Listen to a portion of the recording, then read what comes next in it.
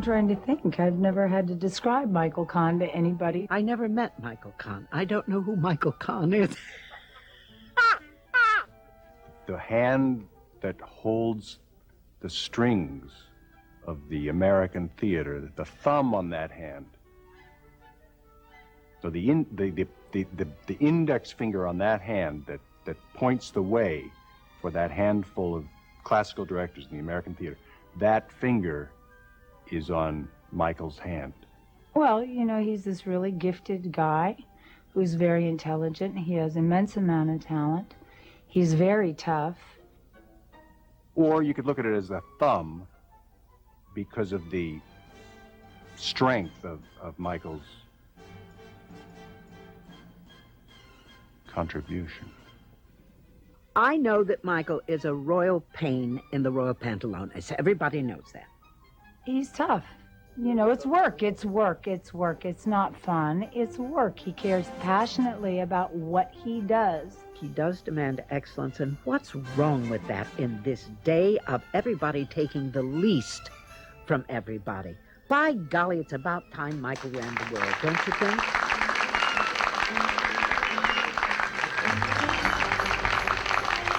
Welcome to Conversations, Michael Kahn.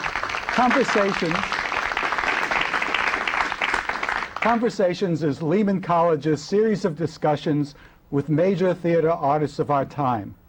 Our guest today, for the first of a two-part chat, is the justly celebrated theater director, artistic director of Washington's Shakespeare Theatre, and Richard Rogers, director of drama division of the Juilliard School.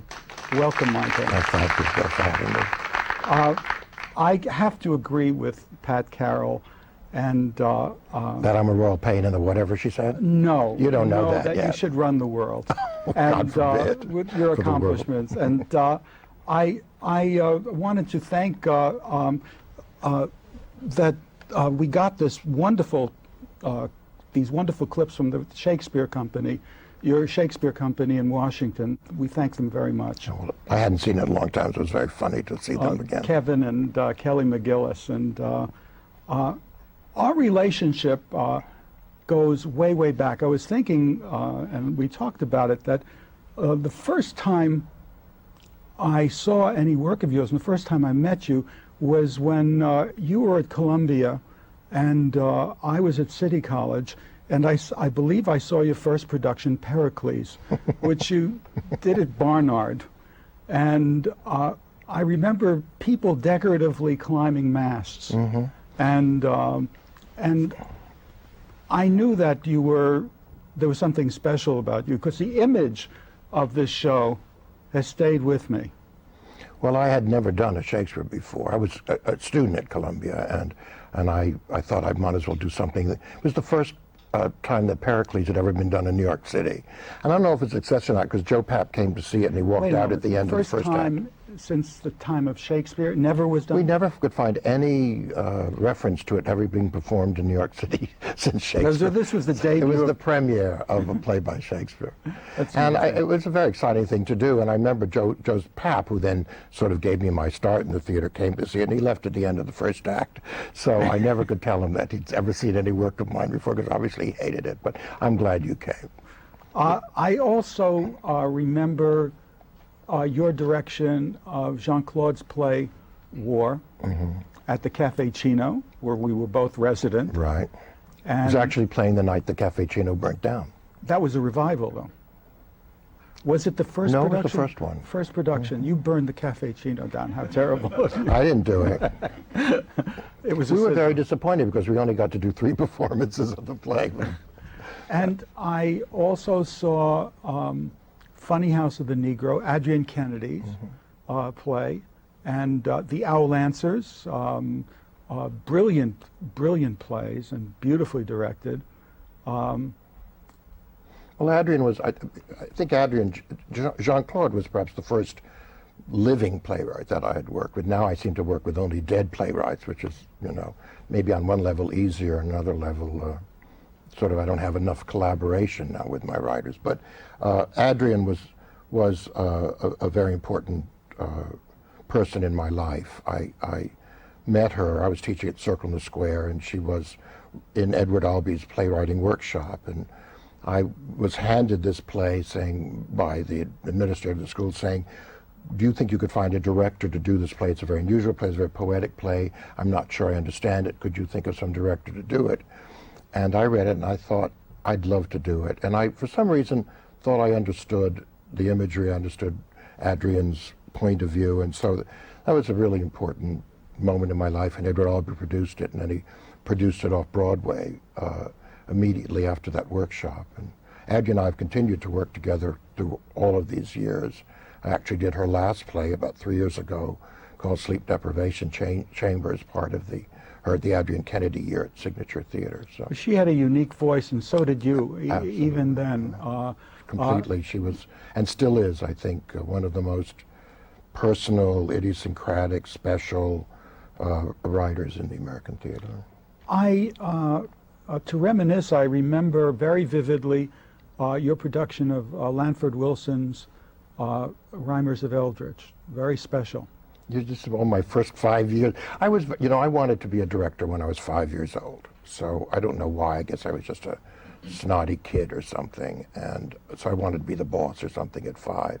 So I was very lucky in my early 20s to have done Adrian's plays or Lanford Wilson's plays or Jean-Claude's plays. So I was about 23 or 24 when that all happened, and everybody said, gosh, aren't you lucky to be some sort of overnight success? And I said, no, I've been doing this for 18 years. So I directed my first play at 5 in the backyard. What was it? Well, it was a play, there was a children's magazine called Children's Life or something, and there was a story about some kids in occupied France during the war called A Dust Rag for an Easter Egg. So I adapted and called it Young France and put it on in the backyard of my friend's home. So I've been... How old were you? I was in the 2nd grade. I did my first play in the 1st grade, actually. My parents were not at all interested in the theater. I mean, my mother ran a dress shop. My father was a radio engineer. But I don't know why. I think I was taken to the theater all the time as a sort of celebration. And I was a lonely kid. I mean, so I think I got... Brooklyn? Brooklyn. Which part of Brooklyn? Well, I know you won't say it's real Brooklyn. It was Brooklyn Heights. Uh-huh. I consider that real Brooklyn, though. Okay. Know. And, you know, I went to school here. I went to Brooklyn, I went to Adelphi, then went to Performing Arts High School, went to Columbia. But I was allowed, I went to Brooklyn Friends School, which was a Quaker school, although I wasn't a Quaker. And they just encouraged kids, especially me, to be, you know, free to use your imagination, to follow whatever it is that you felt. They didn't tell me I was daydreaming. They didn't tell me that I was wasting my time. They actually encouraged me. So I wrote a play about Jack Frost and the Snowflakes, based on the ice show that I had seen. I was Jack Frost, and all the girls were snowflakes, and I gave myself the lead and directed it in the 1st grade. So I've been doing it ever since. When I was 13, I had a crisis of confidence. I thought, what if I'm no good at this? I've had those crises all through my life. Probably had one last year, too. But you know, when they talk about no arts education in schools, which is something I go around and talk about, there should be in schools. It's not because we want more playwrights or actors or dancers or musicians. It's just what a child is able to express in terms of his imagination, in terms of discipline, in terms of working with other people. All of those things that you get from either working in a band or in a play really make you a better social animal. It's not really a question of whether you're going to be an actor. It's how you learn to, trust your imagination so you can think about things that aren't there. How else are you going to have a new rocket if you don't do that? So it's sad to me that arts is cut out of most city schools now.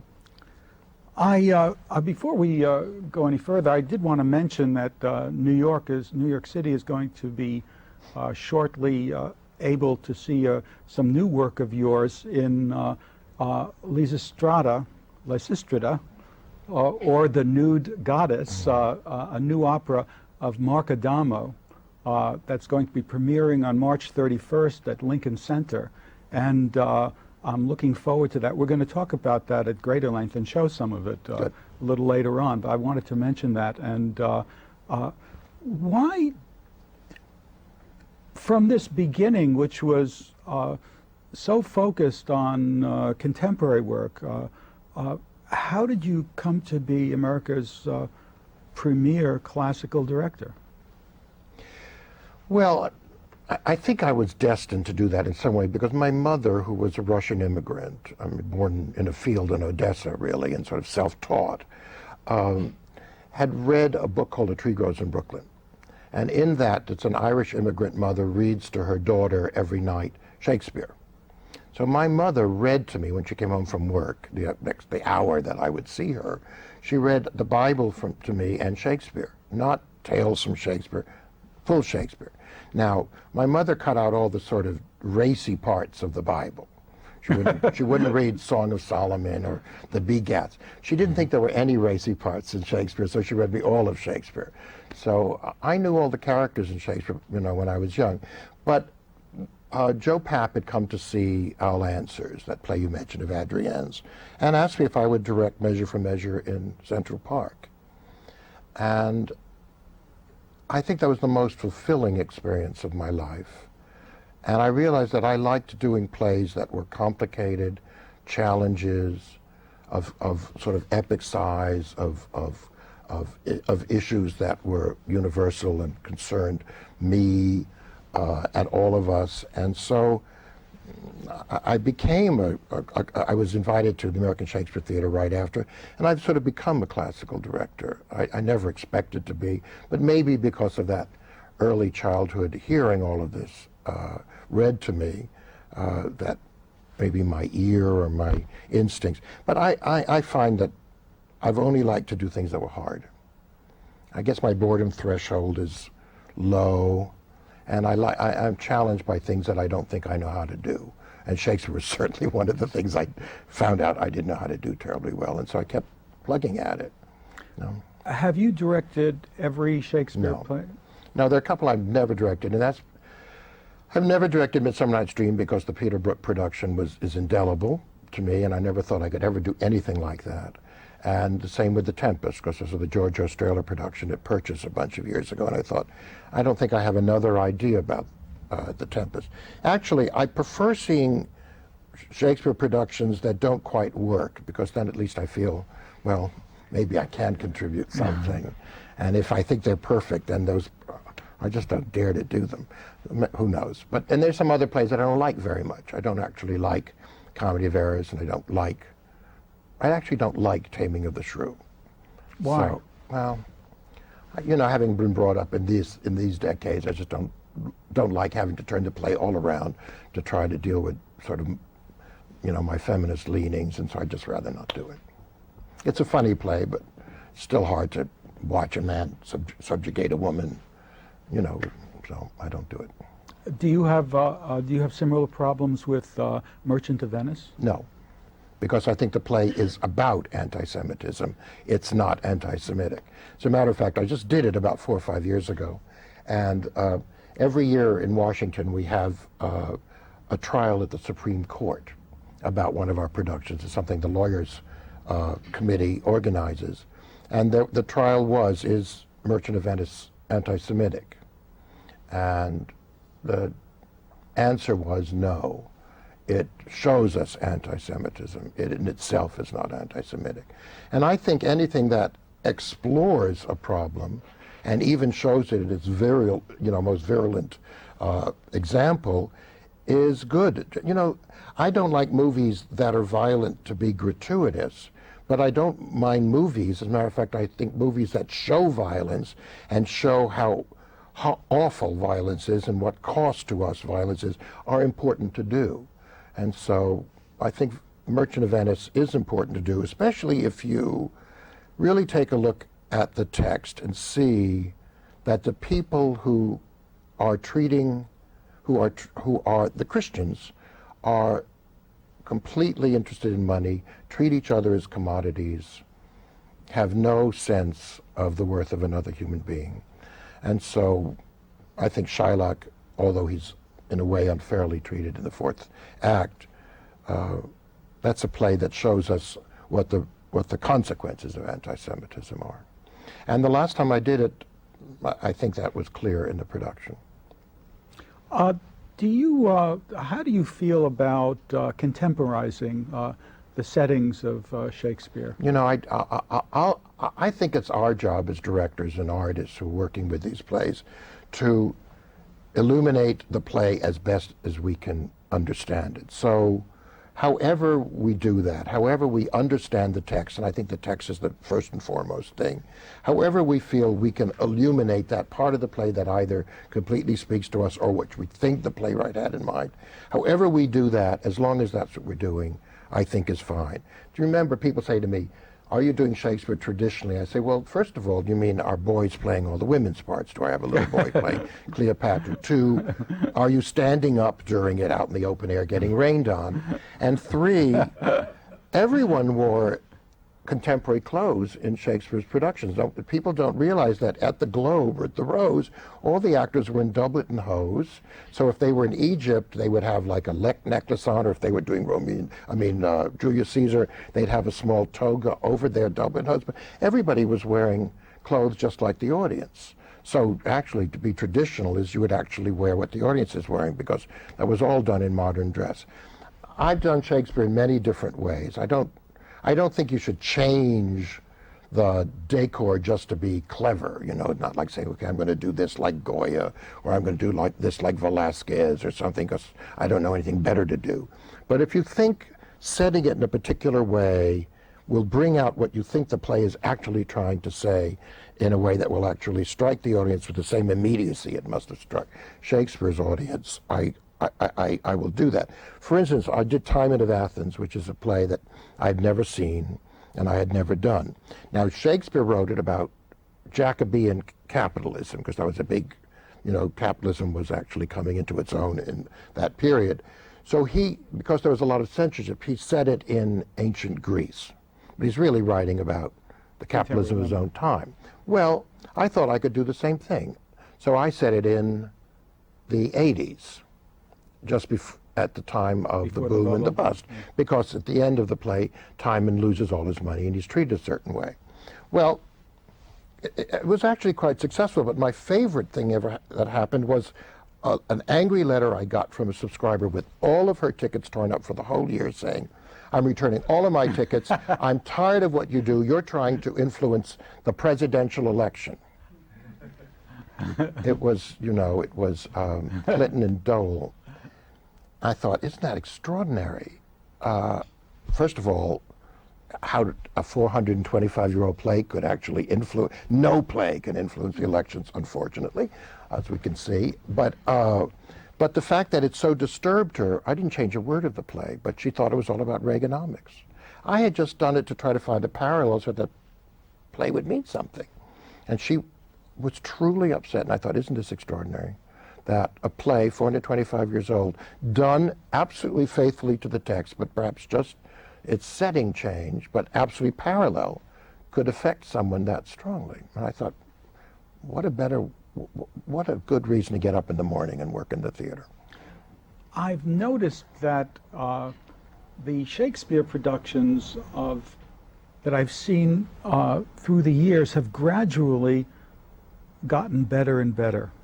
That's because of training. There's more training in American theater schools so that people are not afraid of verse. They have some familiarity with it, some ability to use it. People's voices are being, you know, trained in a way that allows them to have enough breath and to do it. And I also think, strangely enough, that with such a steady diet of television, which, you know, is fine, and everybody makes their living on television, they have to. But with a kind of reduction of important issues in your life, that actors are often eager to take on a more complicated role, and audiences are eager to have a bigger experience in the theater than sometimes they have at home. So there's more Shakespeare being done. There are about 220 Shakespeare companies in the United States of America. That's really amazing. And some of them are student, some of them are non-equity, some of them are large. And I think it's because audiences too, well, there are a lot of people who hate Shakespeare, you know, partly because it's taught poorly in schools, but when you see it live on stage and you say, my God, I understand that, and gee, that says something to me, then I think that's an experience you don't always get someplace else. But I wouldn't do a steady diet of Shakespeare myself. I mean, like anything else, one wants to have a wide variety of material to work on. So. What do you, how do you feel about English productions versus American productions? Well, they're getting more like each other. I mean, it used to be when I was growing up, there'd be the English actor who just had a good voice and was sort of like a talking head, and there was the American actor who was, exemplified by Marlon Brando or Jimmy Dean, which was they would mumble and, be terribly real. And over the years, sort of the English actors have been more interested in bringing reality to their work, and American actors have been interested in characterizing and transforming and actually text. And so I think the two kinds of acting are coming much closer together. English actors are very fond of saying, we never prepare. We come in half an hour, we have a drink, and we go on stage. And American actors are fond of saying, I come in a half an hour before, half an hour, and I get into my character. Well, whatever works. I mean, I'm the head of the Juilliard Drama School, where we actually tried to bring those two things together, that European sensibility about technique, voice, body, all of that, and the American sensibility of becoming the character, living through the experience, being spontaneous. And more, I think American training is doing both things. You have taught now at forever at very important places and wonderful places. How do you characterize your or do you what is your approach to teaching and guiding the education of young actors? I think the way I teach has changed over the years, because I've been teaching since almost I began my career, luckily.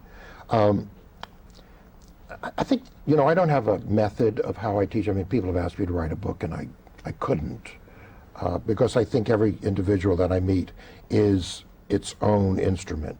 And so I think my job is to find the best way for me to free that actor from whatever barriers they're creating for themselves, find a way in to find the most interesting things from the text and your imagination that can make your work particularly illuminating, particularly special, and to try to do it in a way that's not frightening and tyrannical. So I think I'm clear as a teacher, but I also try to make the experience of being taught and working together in a room open and free, where you can actually experiment and dare. And I do believe in living through the part, living through the experience, but I believe in bringing yourself all the way through to the character. So you start out as yourself, and then through the addition of given circumstances and all of those things, by the end you become the character, and then you still play moment to moment, but you are the character. And I always think acting is still spontaneous, even if you've rehearsed. I find it very thrilling. I get a lot of pleasure I get most pleasure out of directing, because I like to figure out problems, but I get enormous pleasure out of watching a young actor discover something that they didn't have before, and all of a sudden open a door where, I know how to do that now. I see what's been getting in my way. And most things that get in artists' way, especially actors, is wanting to be right, wanting to be good. And one of the things you have to get over is wanting to be good. That's really important. The list of actors, of young actors you've worked with, is quite something. Bill Hurt, Harvey Keitel, Laura Linney, Val Kilmer, Kevin Kline, Patti LuPone, Kelly McGillis, Chris I've been Reeve. teaching for a long time, so I'm glad a few of them are working. A few of them working. Robin Williams. You couldn't teach Robin Williams That's anything. I was going to ask That's you all that. right. You didn't have to. You just had to try to get him to shut up. Sorry, Robin. I love Robin, but in all of his books, he talks about how tough I was on him. You were tough on him. That's what he says. You asked him to be quiet. No. You can read it in his books. It'll sell his books. Be better. We're friends now. Clearly, I think we're friends now. we'll find out. No, we are. Kidding. Clearly, you have something that you're conveying to them, and can you put a word or two to that? Do you know? Well, I hope I encourage and convey to them the love of the art, and that it is an art, and that it is a craft. And it's not just expressing yourself. To express yourself, you need as many tools as possible to make that expression alive, interesting, special. And so it requires a lot of work, a lot of self-discipline, and a lot of freedom, and a lot of courage. A lot of courage. And so I hope that I give them courage, and I hope that I encourage them to love the art of it. You know, if a young actor really, all they really want is to be a success or to be a star or even to make a lot of money, as much as everybody would like all those three things, if that's all you want, I really encourage you not to do this. Because if most people don't get that, most people have lives that struggle in the theater or in any kind of art, but in this arts. So you have to like the process, you have to love the process of doing it. You have to love the investigation, you have to love the homework, you have to love the rehearsal process, you have to love the discovery. If you don't love that, and you're only waiting for the result of that, you're going to be pretty much be disappointed 50% of the time. So you have to get your sustenance from the work itself, not from the results of the work. And that's hard, but that's the truth. Michael, they're telling me we have to wrap it up. This first part of our chat. It's been a great pleasure reconnecting with you, Well, it's been nice to see you too, Billy. I look forward to chatting with you again. Thank you, Michael Kahn, and our studio and home audiences for joining us today, and we hope to see you again soon for further conversations.